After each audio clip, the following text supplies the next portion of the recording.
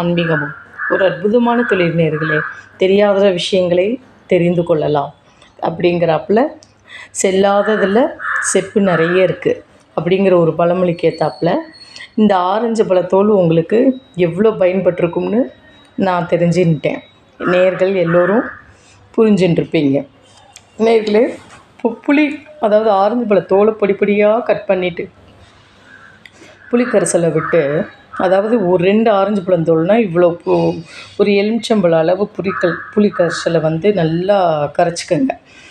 பட்டை மிளகாவோ பச்சை மிளகாவோ உரப்புக்கு என்ன வேணுமோ, கடுகு உளுத்தம்பருப்பு எல்லாம் தாளிச்சிட்டு இந்த மிளகாயை தாளிச்சுட்டு புளிக்கரைசலை விடுறதுக்கு முன்னாடி இந்த ஆரஞ்சு பழத்தோலை எண்ணெயில் நல்லா வதக்கிடுங்க. அதுக்கப்புறம் புளிக்கரைசலை தூக்கி விடுங்க. மஞ்சப்பொடி உப்பு போடுங்க.